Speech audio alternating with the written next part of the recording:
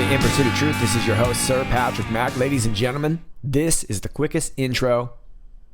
3976, 23 minutes after the hour 11, we get a Twitter status to Lotus Oak, not to be confused with 90s rapper Otis Loke. I just made that up. Q says, worth tracking. The tweet says Dr. Stephen Smith, an infectious disease specialist, on using hydroxychloroquinones azithromycin combo to treat COVID-19 patients. Quote, it's an absolute game changer. I think this is the beginning of the end of the pandemic. I'm serious. Yikes, a game changer? That sounds like a game changer. Check it out. Dr. Smith, you pointed out that not a single patient of yours, COVID patient, that has been on the hydroxy regimen has had to be intubated. For people who don't know what intubated means, please explain quickly. Yeah, so intubated means you're in respiratory failure and you have to be put on a ventilator. Intubation means actually putting the tube down into your trachea and then you're placed on a ventilator for support, respiratory support. We've had, I mentioned the 20 intubations, over most all of them occurred in the first 2 days. More importantly, no person has received 5 days or more of the hydroxychloroquine zithro combination has been intubated. The chance of that occurring by chance, according to my sons Leon and Hunter, who did some stats for me, are 0.000 something. It's ridiculously low depending on how you look at it.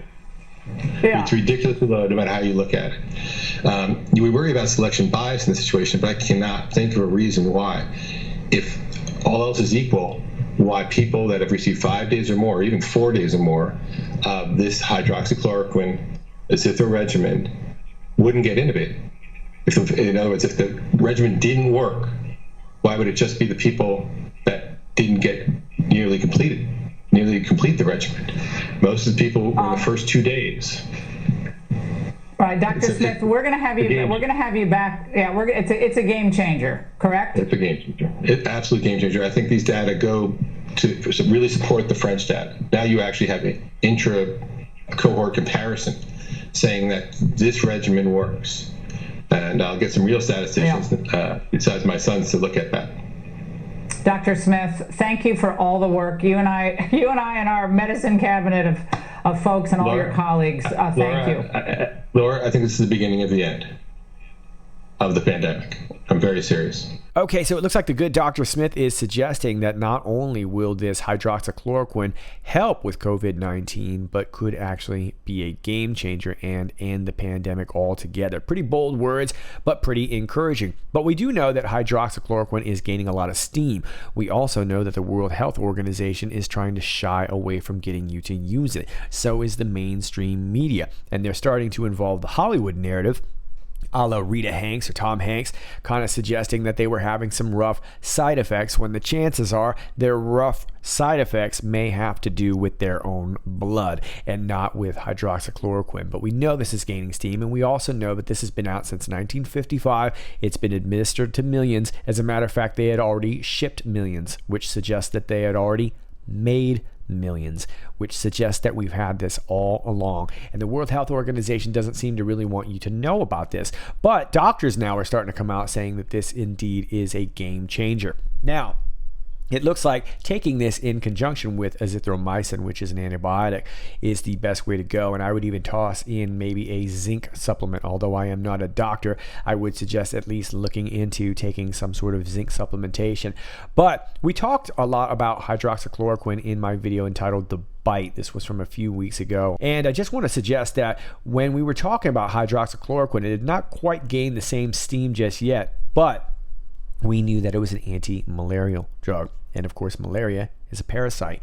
And I can't help but think that the behavior of this seems to behave more like a parasite. Now, I'm not coming out like a doctor and saying that that's indeed what it is. But if you want to get some more information in regard to that topic, please go check out The Bite Part 1. And I will try and get Part 2 out when I actually have time to make it. But there's a lot more information coming in on that entire topic. We talk about not just the medicine, but we also talk about things like epinephrine and the adrenochrome situation. So Q is saying this is worth tracking, and indeed it looks like the POTUS is also tracking this. Post 3977, 25 minutes after the hour of 11, we get this tweet from POTUS, and this was back in March 21st. Hydroxychloroquine and azithromycin taken together have a real chance to be one of the biggest game changers. Did you just say game changers? Because the doctor just said game changer in the history of medicine. The FDA has moved mountains. Thank you. Hopefully they will both. H works better with A, International Journal of Antimicrobial Agents. Okay, so I want to point out that POTUS, of course, was one of the first in the public sphere to really be talking about hydroxychloroquinones, right? And in this particular tweet, H works better with A got me thinking if there was more to that. Now hang with me here. I want to take you to post 736 from the 12th of February. Q was responding to an anon in regard to a previous post, 699, where Q was posting ha ha ha ha ha ha ha ha ha. Next week, ha ha ha ha ha ha ha ha. We warned you. You were stupid. Can you sleep? We can help. We were talking to Lynn de Rothschild, or at least that's what we figured was going on at the time. Lynn de Rothschild was popping her mouth off on social media, and it looked like she had made a little private account on 8chan. But let's move forward to 736, and this is where we're talking about that same post. This is from the 12th of February, and Anon is saying HA is said to refer to Aberdeen.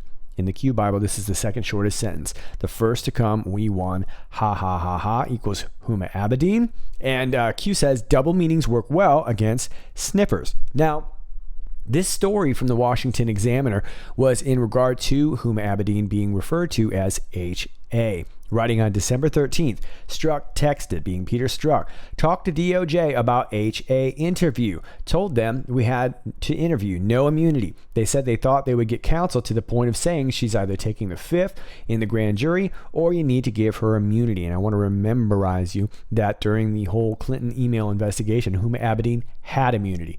I said, that's fine. Please have discussions to get the decision to that point, and I would run up the chain. Up the chain. So that got me thinking about 693 from the 8th of February. Make sure the list of resignations remains updated. Important. When does Big Pharma make money? Curing or containing cancer, AIDS, etc. Mine will be blown by chain of command. So is that the chain that we're talking about? I don't really know. It wouldn't surprise me that Huma Aberdeen has something in all this, and I'm not really sure that it's a direct relation, but I just wanted to point out the HA in the tweet, thinking that it may be another reference to Aberdeen. But I thought it was interesting that Q said in 736, double meanings work well against sniffers, because we were all assuming it did mean Huma Aberdeen. Is it a reference maybe to them, implying that they knew about hydroxychloroquine and azithromycin? I couldn't really tell you, but I find it interesting that it all leads to post 693, where Q was already suggesting that Big Pharma makes their money off of containing things, right? They're not interested in getting this word out about hydroxychloroquine because it's cheap. It's incredibly cheap. Their vaccine is not. Their testing is not. Some of these other drugs that they're kind of hinting at are not. But hydroxychloroquine is. And that's the big deal right there. And that's the big racket, whether it's cancer or AIDS or anything else like it. They're making money off the containment of this, not the actual curing about this. But either way, whether Huma Aberdeen is involved in this, Q is saying mine will be blown by the chain of command. Let's not forget that Q was asking to track the resignations. And we know that recently CEO of Microsoft, Bill Gates, who of course is leading the charge in this vaccination process, has stepped down from Microsoft to dedicate his efforts full time into his quote unquote humanitarian efforts. And we just talked yesterday about Jack from Twitter. And his situation is a little different. He may actually get bought out of his own company. But like I told you, he was heavily invested in Square mobile payments. So again, it's just more data tracking. And keep in mind, please don't forget this name, because I do think that it will be relevant. I don't know when it will be relevant, but I do think it's going to be relevant. Suhail Rizvi. Suhail Rizvi. partner in Square Mobile Payments, and also a big-time investor in SpaceX over there at Tesla. But Jack has also dumped a ton of coin into COVID-19. Okay, well, if the answer is so simple and it relies on this simple, cheap little pill, why is everyone trying to raise so much money for COVID-19? Almost like there's a little slush fundery going on, right? And we mentioned in my show the other day about the World Health Organization getting involved with this Zynga online poker charity game, which is a great way to bring in all kinds of dollars. Now we got this from ABC quote unquote news. Former First Lady Michelle Obama plans to host first virtual story times every Monday. The series, Mondays with Michelle, that's clever, will be live streamed at noon for the next 4 weeks. Notice the lotus flower behind her, probably coincidental. Anyway, what I'm seeing here is that ABC is actually getting to pay her for getting some screen time, which is kind of like campaigning. I mean, it's not campaigning, but it's kind of like campaigning. It's not campaigning, but it's almost like campaigning, if you know what I mean. Also, keep in mind that we talked yesterday about Hillary Clinton's emails being sought after from Judicial Watch. Now, I don't know how much luck they're going to get with this, but this could change things in regard to not only Hillary Clinton's immunity, but Huma Abedin's immunity a second time around. That could indeed change the rules. So it'll be very interesting to see how that plays out. But remember, all these people that are pouring all this money into this COVID-19 seems to be forgetting that hydroxychloroquine's been around for a very long time and that it's very, very cheap. Post 3978, 25 minutes after the hour of 11. In reality, they're not after me, they're after you. I'm just in a way. Indeed. Thanks, POTUS. Looking good. You're looking good. That suit fits you nice. Post 3980, 26 minutes after the hour of 11. We get this freaking guy. Renegade. Yeah, renegade. A person who deserts and betrays an organization, country, or set of principles. Well, that appears to be the case, right? And if it weren't bad enough that we were already talking about his knowledge of FISA abuse, the insertion of this faulty Russian narrative using faulty information from either unofficial Five Eyes sources or Russian intelligence or intelligence hired by guys like John Brennan. Either way, the knowledge of all of this went to the top, meaning this guy right here. But it gets even worse for him. Check it out. Intelligence is saying this week that the coronavirus likely came from a level 4 lab in Wuhan. There's also another report that the NIH, under the Obama administration in 2015, gave that lab $3.7 million in a grant. Why would the U.S. give a grant like that to China? The Obama administration gave them a grant of $3.7 million. I've been hearing about that. And we've instructed that if any grants are going to that area, we're looking at it literally about an hour ago and also early in the morning.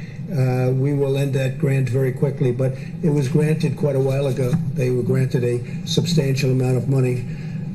We're going to look at it and take a look, but I understand it was a number of years ago, right? So when did you hear was the grant was made? 2015. 2015. Who was president then? I wonder.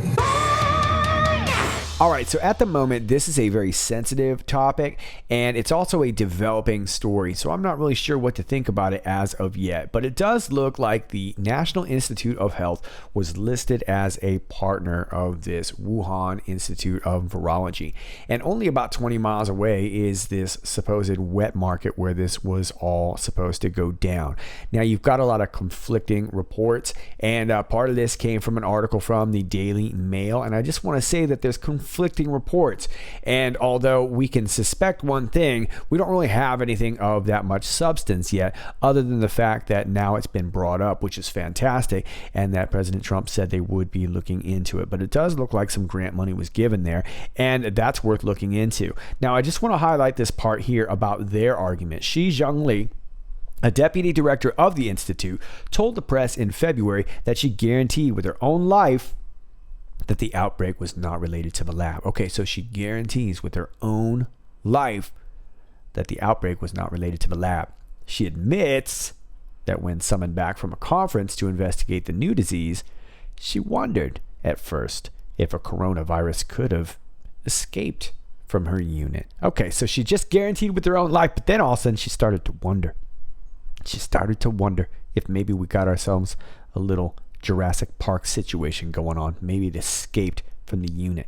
She's warned about the danger of epidemics from bat-borne viruses. See, she warned about it. She warned about it. She guaranteed with her own life. Now she's telling everybody. She was warning everybody about it.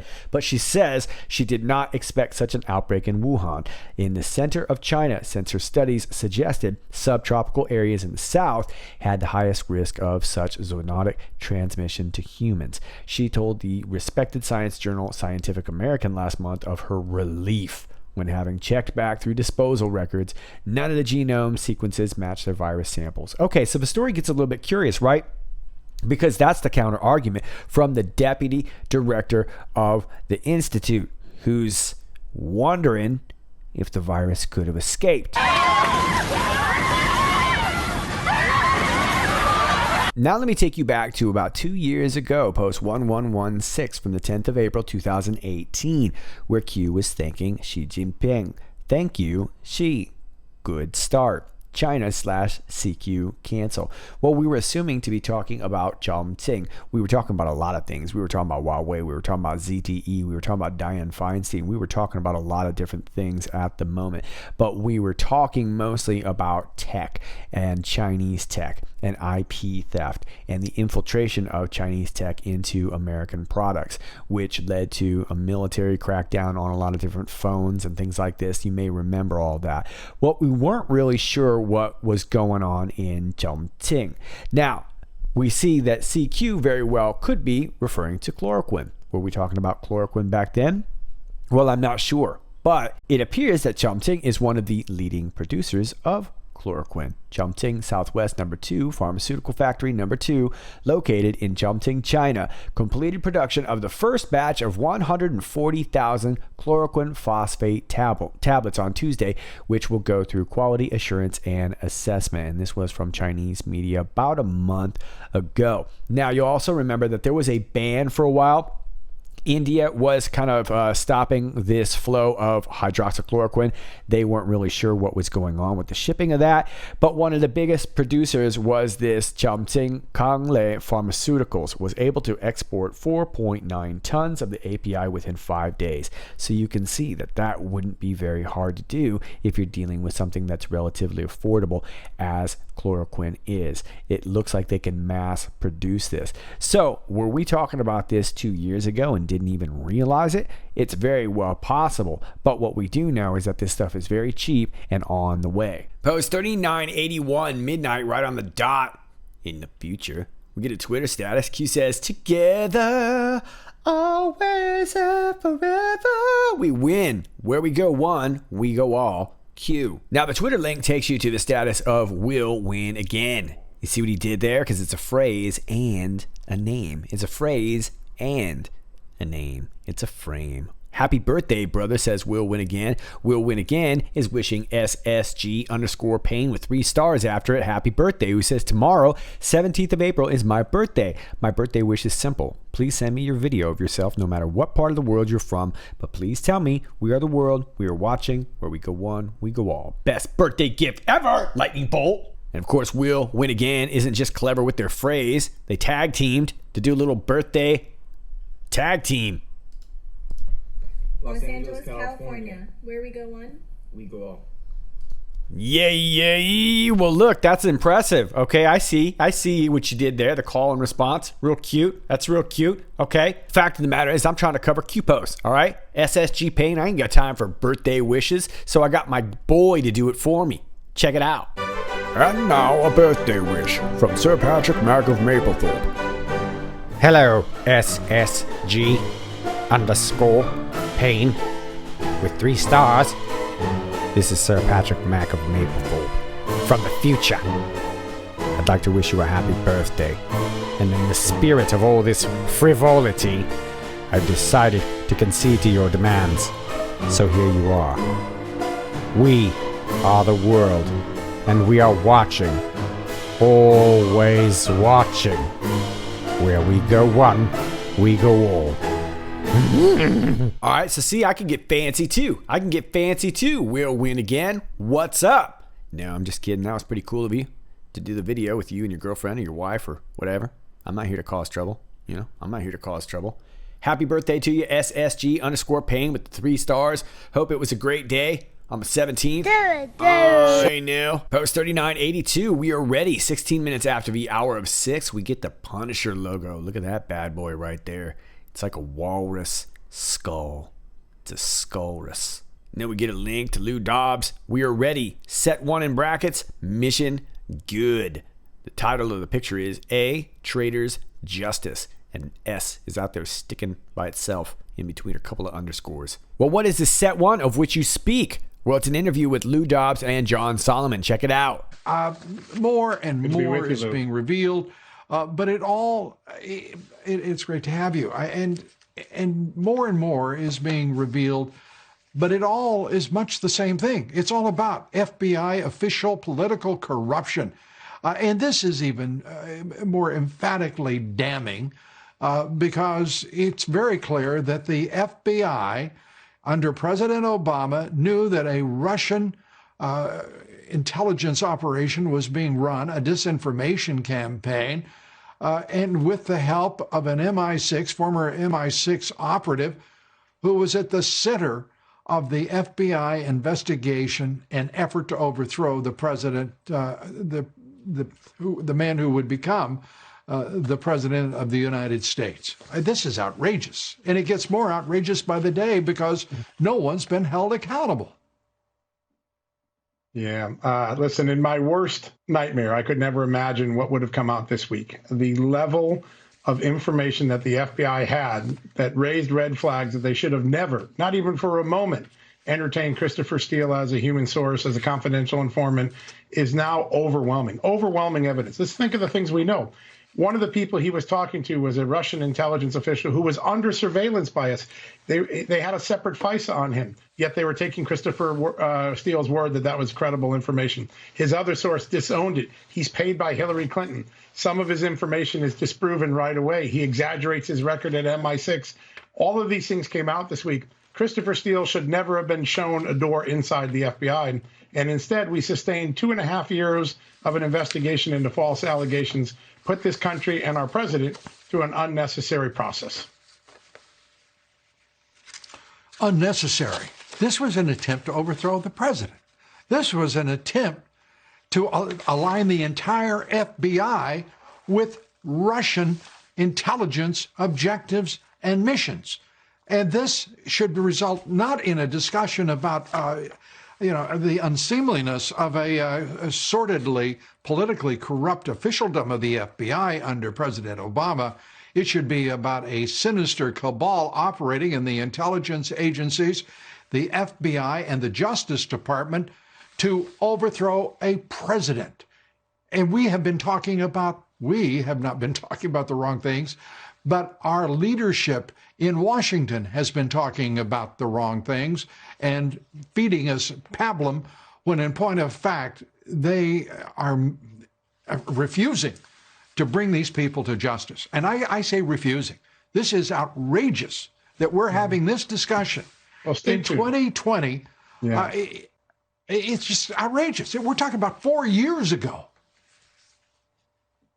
Yeah, no, it's taken a very long time. And part of the reason is the FBI and the intelligence community are very good at obfuscating and hiding the truth, whether they redact things, claim they're classified, falsified documents, which they did in this case. They have done a good job. But I will say this, there is some fairly significant evidence at this very moment, this week, the last couple of weeks, Lou, that there is some criminal investigative activity that I think will result in some actions coming out soon. It's not going to be a lot. Don't expect 10 or 12 indictments, but there could be a handful of indictments and much more information. And I think one very important thing, the FBI had something right. There was a campaign that was taking Russian information and trying to influence the election. It just wasn't Donald Trump's campaign. It was Hillary Clinton through the person of Christopher Steele and his Russian informants. That has to be resolved. And one of the documents that are still sitting out there unchallenged, the intelligence assessment. We said, our intelligence community said that the Russians were trying to help Trump win, Hillary lose. That does not appear to be the case from the new body of evidence. Yeah, I think it's been clear for a long time, frankly. I think this is just more evidence supporting what we already knew in my judgment. And I think the American people are just about tired of getting shined on and fed a bunch of, I'll be kind, pablum. Okay, so John Solomon saying, don't expect 10 to 12 indictments, but don't be surprised if we see a handful. Which one of those do you think they will be? You guys can let me know down below. But I'm assuming this set one to be the reference to 3934. This was not too long ago, the 11th of April. And as you can see, here is the first placeholder, or at least set one of the placeholder indictments, tracking non-civilian. Okay, so are these non-civilian indictments then? 1, 2, 3, 4, 5, 6. Is that what we're talking about right there? Do we have 6 indictments coming? Indictments tracking civilian, placeholder, acts of treason, plus support articles, placeholder, foreign acts. And I'm not sure if that is publish or public. Placeholder, FISA. I'm assuming this is going to be public. But either way, it has to do with foreign surveillance. It looks like we have civilian and non-civilian. But either way, Q says we are ready, mission good. And then in the next post here, we see 3983, 31 minutes after the hour of 6, America. And we get the flag that always plays tricks on my eyes. Is it playing tricks on your eyes now too? I think it's a time marker. Seems like it's a time marker. Maybe it's a placeholder timer marker. You can tell me down below, but it still plays tricks on my eyes.